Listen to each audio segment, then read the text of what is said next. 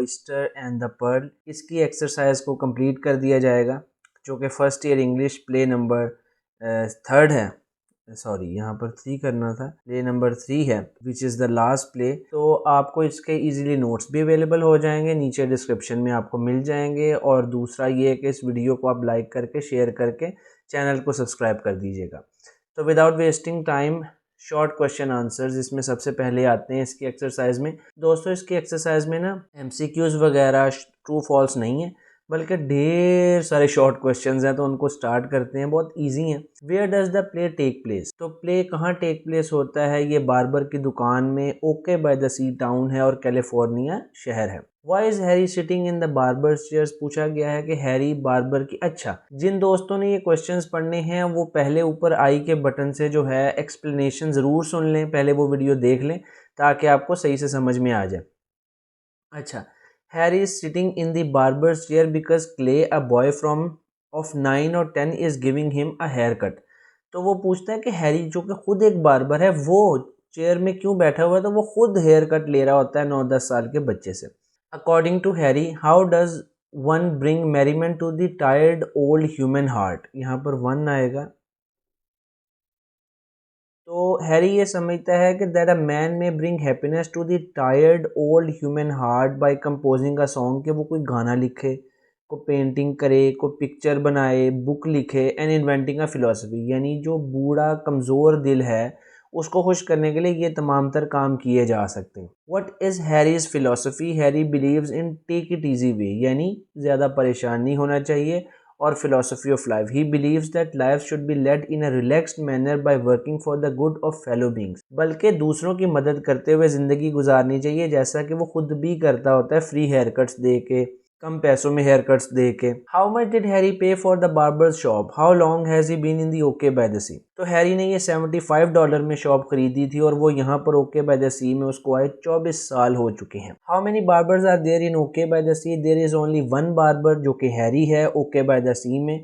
He has been there for 24 years, 24 साल हो गए हैं वो यहाँ पर, और वो अकेला एक ही हेयर सलून है पूरे टाउन में। How much does Harry charge for a hair cut? Harry normally $1 single hair cut का चार्ज करता है।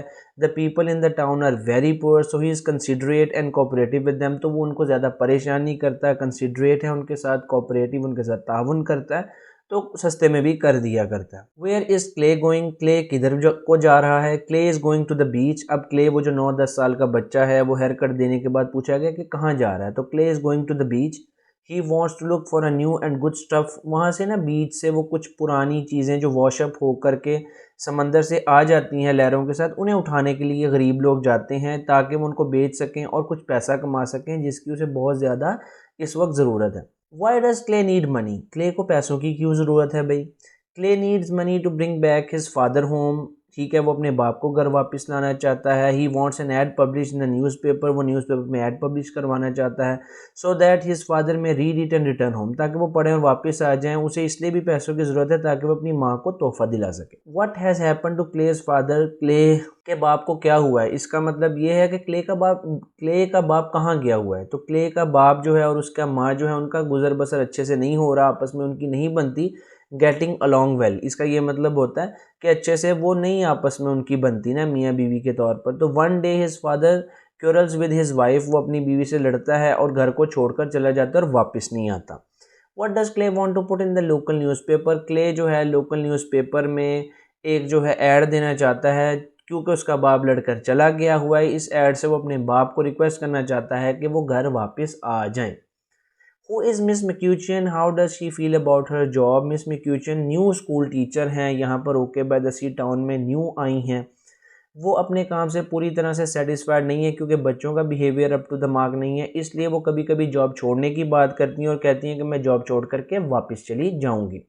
What is Miss McCutcheon looking for? How does she feel about the children of the town? Miss McCutcheon is looking for a chance to teach. वो पढ़ाना चाहती हैं। She thinks that the children of the town are very unruly. वो ये समझती हैं कि जो इस कस्बे के जो बच्चे हैं वो बहुत ज़्यादा गैर मुनज़्ज़म हैं, अनरूली हैं, डिसिप्लिन नहीं है, और उन्हें ज़्यादा खेलों का शौक़ है, समंदर का शौक़ है, पढ़ाई से ज़्यादा। What does Harry advise her to do? अब हैरी से वो आकर बात करती हैं और वो बताती हैं कि मैं यहाँ न्यू टीचर आई हूँ और बच्चे यहाँ के सीरियस नहीं है। तो हैरी आगे से ने क्या जवाब देता है? हैरी उसको कहता है कि तुम इंग्लिश पढ़ाया करो, सिंगिंग पढ़ाया करो, डांसिंग, कुकिंग वगैरह पढ़ाया करो। वो फिर ये भी कहता है कि तुम ना वापस ही चले जाओ, बिकॉज तुम इस टाउन के लिए too good for the children of the town, तुम ज़्यादा ही अच्छी हो, यानी तुम इतनी प्रिटी हो, इतनी नरम दिल की हो, तो तुम इस टाउन के बच्चों के लिए ना कुछ हद से ज़्यादा ही अच्छी हो, तुम्हें वापस चली जाना चाहिए। What kind of hair cut does Miss McCutcheon want. अब मिस मैक्यूचन को कैसा हेयर कट चाहिए, वो आकर के हैरी को कहती हैं। तो Miss McCutcheon wants to have a poodle hair cut, जो वो कुत्तों का नहीं होता। She wants to change her appearance, वो अपनी अपीयरेंस पूरी की पूरी बदल लेना चाहती हैं। उन्हें ये लगता है कि अगर वो अपनी अपीयरेंस बदल लेंगी तो बच्चे उनको सीरियस लेना शुरू कर देंगे। अच्छा, can Harry give a poodle hair cut? तो Harry can not give a poodle hair cut to Miss McCutcheon. उसकी वजह यह है कि शायद he does not know how to give a poodle hair cut, उसको पता ही नहीं है कि ये कैसे दिया जाता है। वो बड़ा सादा सा एक टाउन का जो है वो बार्बर है और उसको इन चीज़ों का नहीं पता है। और दूसरा वो ये कह के टाल देता है कि मैं औरतों को हेयर कट देता ही नहीं हूँ। What does Miss McCutcheon think the poodle haircut will do for her appearance? Miss McCutcheon thinks that the poodle haircut will change her appearance. It will help her look simple. ऐसा करने से she may look like common girls of the town, तो फिर बच्चे उसको बहुत ज़्यादा छुई मुई नहीं लेंगे और सीरियस लेना शुरू कर देंगे। Where has Clark Larrabee been? Clark Larrabee कहाँ चला गया था? How did he get to the OK by the sea? Clark Larrabee has been in Salinas. वो सेलिनस शहर में चला गया था। He has been working there, वो वहाँ पर काम कर रहा था। वो ओके बाय द सी में ट्रक की मदद से आया। बुनियादी तौर पर हुआ क्या कि ये घर से लड़ झगड़ के तो चला गया, लेकिन अपने बाल बच्चों का, बीवी बच्चों का इसको बड़ी फिक्र थी और सेलिनास जाके इसने जॉब इख्तियार कर ली और ये एक ट्रक में बैठ कर के वापस वो कुछ ट्रक में इधर गुजर रहे थे इधर से, तो ये उनके साथ बैठ के आ गया था ताकि मैं फटाफट हैरी से जाके जो है क्ले और अपनी वाइफ और अपने बाकी बच्चों की खैरियत पूछ लूँ और उनको कुछ पैसे भी दे दूँ। What does Clark give Harry for what purpose? Clark जो है हैरी को $30 देता है और कहता है कि तुम प्लीज़ ये क्ले को दे देना ताकि वो अपनी माँ को ये दे दे। ठीक हो गया, क्योंकि वो सेलिनस गया ही अपनी बीवी बच्चों की अच्छी जो है लाइफस्टाइल के लिए है। How far is it to Hollywood from Okay by the Sea? Hollywood is about 200 miles from Okay by the Sea, यानी इन दोनों जगहों का आपस में फासला 200 मील के करीब है। What work does the man do? अब मैन से मुराद वही कैरेक्टर है जो कि स्ट्रेंजर हैरी की शॉप पर आता है, जो कि बताता है कि मैं एक राइटर हूँ। तो अभी पढ़ते हैं answer. The man tells Harry that he is a writer. वो बताता है कि मैं एक राइटर हूँ और मैं थोड़ा बहुत हर चीज़ के बारे में ही लिखता हूँ, यानी मैं किसी खास एक टॉपिक या जॉनरा पे नहीं लिखता बल्कि जनरल राइटर हूँ, हर चीज़ पे थोड़ा बहुत लिख लेता हूँ। What did Clay find near Black Rock? तो क्ले को ऑयस्टर मिलता है ब्लैक रॉक के करीब। What does Clay believes is in the oyster, how much is it worth? तो क्ले को ये यकीन है कि there is a pearl in the oyster, यानी मोती उस सिप्पी के अंदर मौजूद है और उसकी कीमत कम से कम $300 तो होगी ही होगी।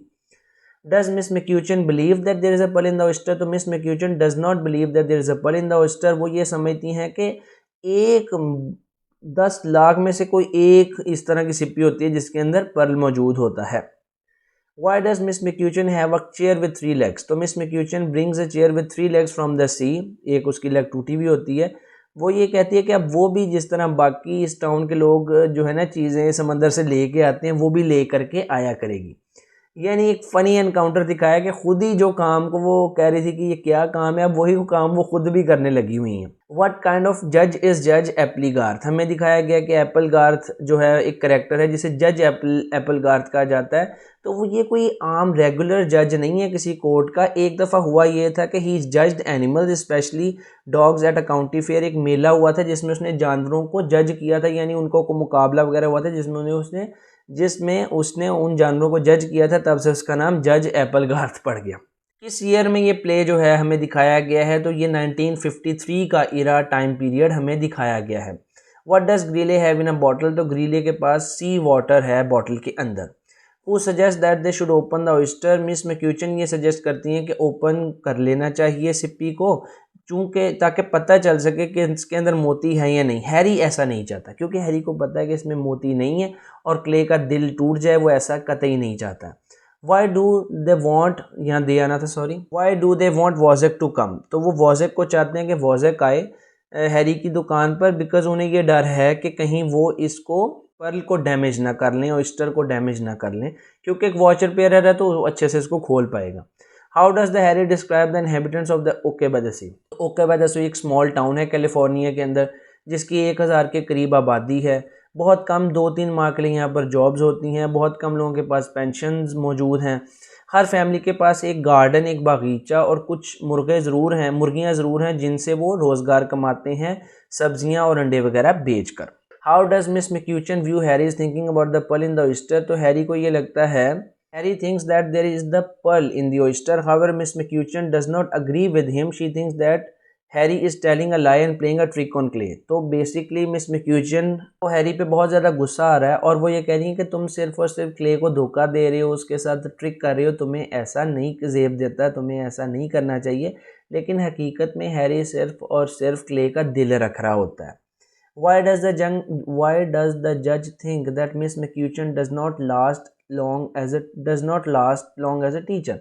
तो जज को ये लगता है कि मिस मैक्यूचन जो है ज़्यादा टीचर बनकर टिकी नहीं रहेगी क्योंकि बहुत ज़्यादा खूबसूरत है और स्कूल को एक एक्सपीरियंस टीचर की ज़रूरत है, किसी बाथिंग ब्यूटी यानी किसी हसीना की ज़रूरत नहीं है। वो उसको अप्रोप्रिएट नहीं समझता इस टाउन के हिसाब से, इस टाउन के बच्चों के हिसाब से बीइंग अ टीचर, क्योंकि वो बहुत ज़्यादा प्रिटी है, इनएक्सपीरियंस्ड है। यहाँ पर तो कोई ओल्ड आदमी होना चाहिए जो इनको मार पीट के सीधा कर दे। जज एप्पलगार्थ की ऐसी सोच है।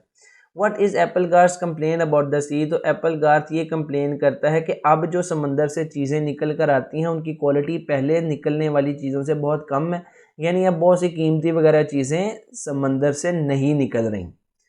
What kind of gadget does the writer describe? Writer बताता है कि एक गैजेट है जो कि बिल्कुल सेफ्टी रेजर के जैसा है, इसे कोई भी आसानी से इस्तेमाल कर सकता है और न्यूयॉर्क के लोग इसे शेविंग के लिए इस्तेमाल करते हैं।